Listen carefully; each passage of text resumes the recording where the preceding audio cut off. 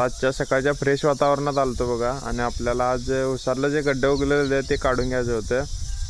मग काय असं लगेच सगळं गड्डे बिड्डे व्यवस्थित काढून घेतलं बघा. तर ह्या पट्टीत आपल्या सगळं रानाचं गड्डं गवताचं उगलं होतं ते सगळं काढून घेतलं. तिथनं मग आपल्याला जायचं होतं आबासनी जेवण द्यायला, कारण आबा काय आज घरला येणार नव्हते आणि ट्रॅक्टर घेऊन सगळं काम संपूर्णच येणार होते.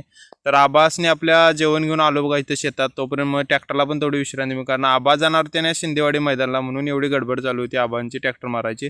तर आदरला गाडी एकच गेली. त्यानंतर मग बाळांना आणि मी आपल्या बाजारात आलतो बकऱ्याच्या. आता बकऱ्याचा बाजार केवढा भरला तुम्हीच बघा. तर त्यानंतर मग इथं आतल्याने आपलं शुभ्या भेटली बघा. तर बकरींची आतल्याची काय विकून झाली ती, शुभ्याची पण विकायचं होतं. त्यानंतर मग एवढा बाजार सगळा भरला, कारण आपल्या भागात आपला बाजार लय प्रसिद्ध आहे. तर त्यानंतर भैरी मंदिरच्या दर्शनाला इथं आलो बघा भैरीच्या. तर तिथनं दर्शन घेतलं आणि आपण जरा बसलो असं. तर ह्यांचं काय इथं विषय मांडायला सोडून इकडे चॅटिंग चालू झालं. तर भावांचा विषय जरा गंभीर आहे म्हटलं, असू दे म्हटलं, करू ते काहीतरी चांगलं. तर त्यानंतर मग अख्ख्यानं आपल्या काकडी खायला दिली. सगळा भाजीपाला मिळतोय, तर नक्की तुम्ही भेट द्या आणि भाजीपाला घ्या. त्यानंतर असं काकडी खात बसला तोपर्यंत नयनदा भेटलं बघा, मुंबईसनं आलता. तर भावा व्हिडिओ चांगला करून तोच म्हटला आभारी आहे. तर त्यानंतर मग शुभ्या पण बकरी विक्री विकून लगेच तेल बिल लावून आलता. तर पोरगं डोळं दाखवायला लागलं, व्हिडिओज बंद करतो बाबा म्हटलं.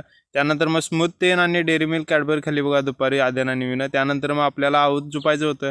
पलटी नांगर झुपला आणि असं आपण बरोबर एक 25 मिनिटं आऊत घातलं बघा. तर त्यानंतर पहिल्यांदाच आपलं हे खोंड झुपायचं होतं. मग काय आद्याच्या खोंडाला आज पहिल्यांदा झुपायचं होतं. तर कसं जायला सांगा तुम्ही पण, आज त्याला काहीच माहीत नव्हतं म्हटलं अवतारलं आणि व्यवस्थित शिवाळ घातलेलं. आणि कसं जायला तुम्ही भावानं कमेंटमध्ये नक्की सांगा. पहिली झुपणी यायची आणि व्यवस्थित असं जायला तर बघा.